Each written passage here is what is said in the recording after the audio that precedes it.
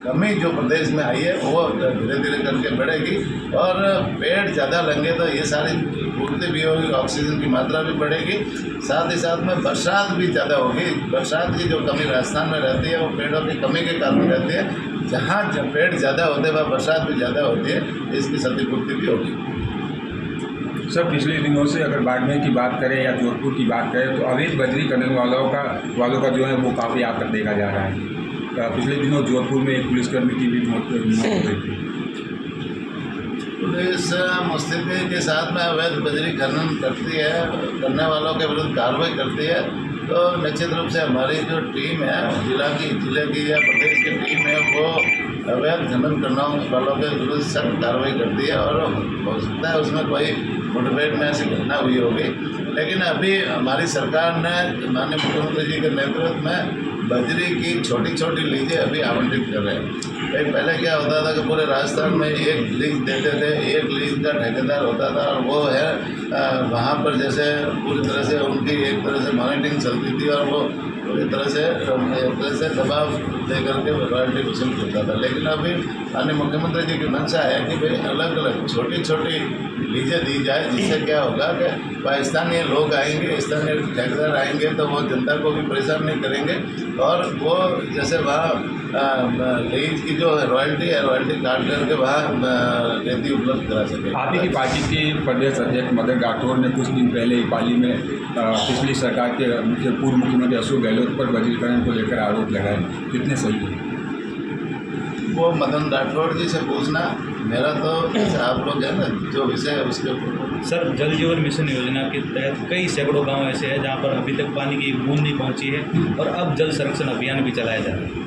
निश्चित रूप से ये बहुत महत्वपूर्ण विषय है कि जल जीवन मिशन योजना में जो पानी हम जगह जगह पर योजना स्वीकृत कर रहे हैं, पाइपलाइन लगा रहे हैं, टंकियाँ बना रहे हैं और ये सारी योजना को क्रियान्वित का काम कर रहे हैं। ये योजना जब हमने राजस्थान में पिछली सरकार के समय शुरू की थी, माननीय प्रधानमंत्री जी ने, केंद्र सरकार ने राजस्थान को 27,000 करोड़ रुपए दिए थे और 27,000 करोड़ में ये सारी चीज़ें शामिल थी कि उसमें घर घर नल कनेक्शन लगाने के लिए पाइपलाइन भी लगानी है, टंकियाँ भी बनानी है, वहाँ पर जो पंप सेट भी बनाने हैं, वो सारे सिस्टम तैयार करना है। साथ में जहाँ पानी नहीं है, वहाँ स्रोत नहीं है, वहाँ पर कोई छोटे एनीकट बना करके, बांध बना करके या अन्य प्रदेशों से पानी ला करके राजस्थान को उपलब्ध कराना है, ये भी बजट उसमें शामिल था। पिछली सरकार ने जैसे इस जल जीवन मिशन योजना में सही तरीके से काम नहीं किया, पैसे भी पूरे पड़े रहे।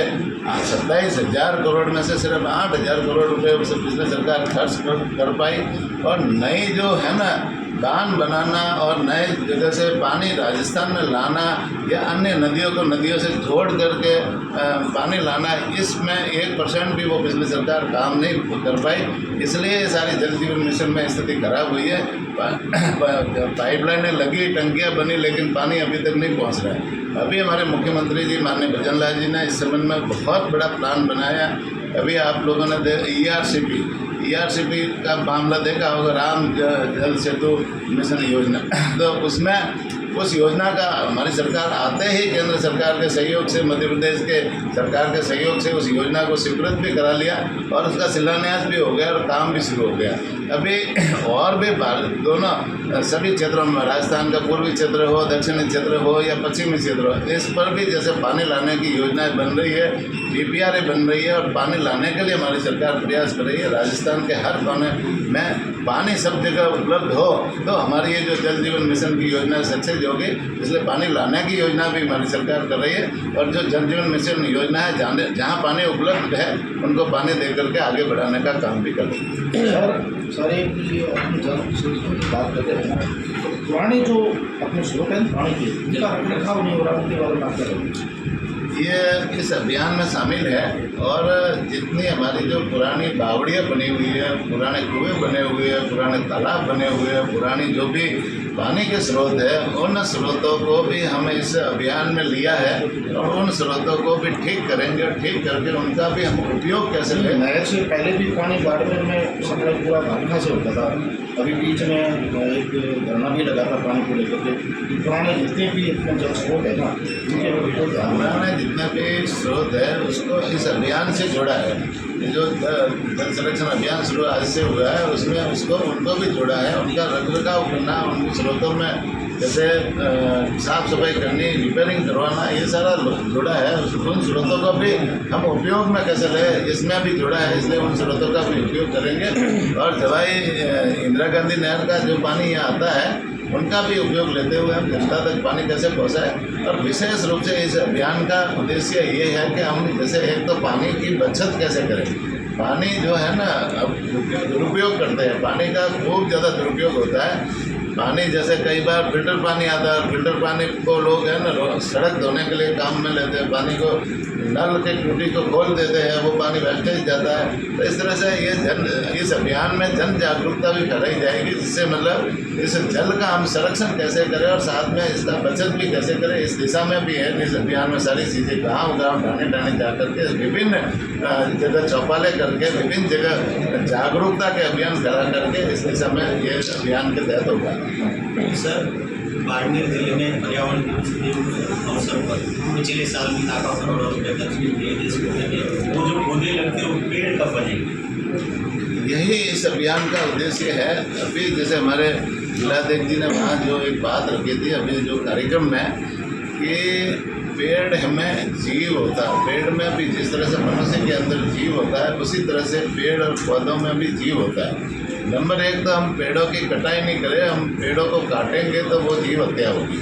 दूसरा, आप जैसे नए पेड़ लगाते हो, कोई पेड़ काटते हो तो काटने के बदले एक पुण्य लाभ लो कि एक पेड़ काट रहे हो तो उसके बदले एक पेड़ और एक्स्ट्रा लगाओ, वो आपका पुण्य होगा। जिसके साथ में आप जो पाप कर रहे हो वो पुण्य में जुड़ जाएगा। तो एक पेड़ आप एक्स्ट्रा लगाओ, एक काटो तो एक और दो लगाओ, जिससे वो बैलेंस हो जाएगा। और साथ में जैसे आप पौधे लगाओ ना, पौधे लगाओ तो वो पेड़ बनेगा, उसको पेड़ बनाओ, उसको पानी पिलाओ, एक परिवार के बच्चे की तरह पानी पिला करके उसको पाल पोस करके बड़ा करो, तब उसका आपको लाभ मिलेगा। आपने पेड़ पौधा लगा लिया, पौधा लगाने के बाद में उसको पानी नहीं पिलाया तो वो पौधा मुरझा जाएगा, सूख जाएगा, जल जाएगा, तो वो एक तरह से जीव हत्या होगी। उस पौधे में भी जीव है। इसलिए ये आपने देखा होगा अमृता देवी ने जो पहले 300 साल पहले एक आंदोलन चलाया था, उन्होंने पेड़ों से चिपक करके जैसे 300 महिलाओं ने जान ली थी। तो निश्चित रूप से पेड़ों के प्रति पुराने ज़माने में भी कितनी जागरूकता थी। आज जैसे हमारी सनातन संस्कृति को आप देखो कि हमारी सनातन संस्कृति में पेड़ों को भी पूजते, हमारी सनातन संस्कृति में हम जल नदी तालाब को भी पूजते, हमारी सनातन संस्कृति में अग्नि को भी देवता मान करके पूजते, हमारी सनातन संस्कृति में हम पत्थर को भी पूजते हैं, पहाड़ों को भी पूजते हैं, हमारी सनातन संस्कृति में हम पक्षियों को भी पूजते हैं। तो ये सारी जो जीव जंतु है या हम मानव के कल्याण की सोचते हैं, मानव के साथ साथ में ये सारी पूरी प्रकृति के कल्याण का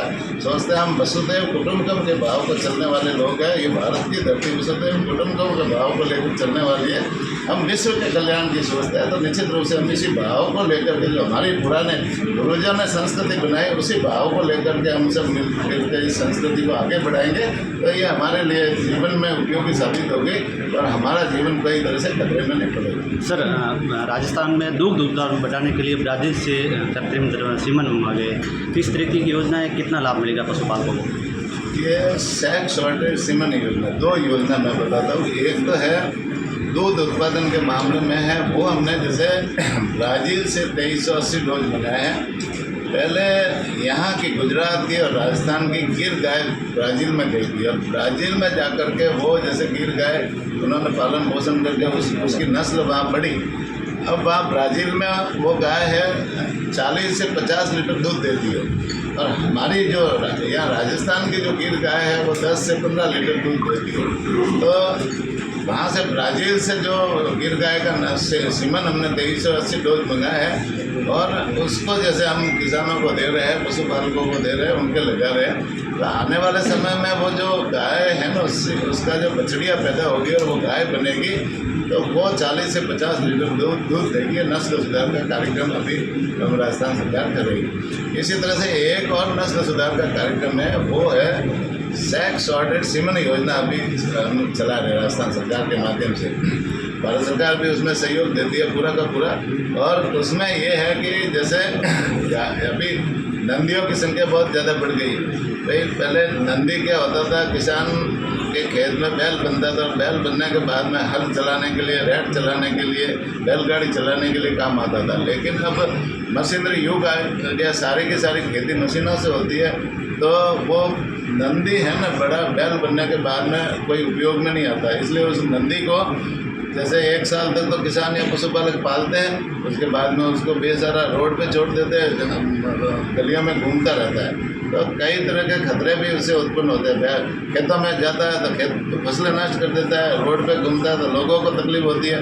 तो वैसे गौशालाएँ हमने चला रखी है, नंदीशालाएँ चला रखी है।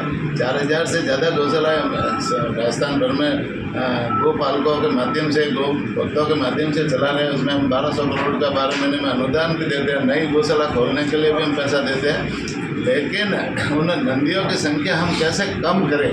भाई आने वाले समय में ये नंदियों की संख्या आखिर गौशालाओं से भी पूरी नहीं हो सकती है ना। गौशाला कितने भी खोल लेंगे तो भी उनका संरक्षण हम नहीं कर पाएंगे।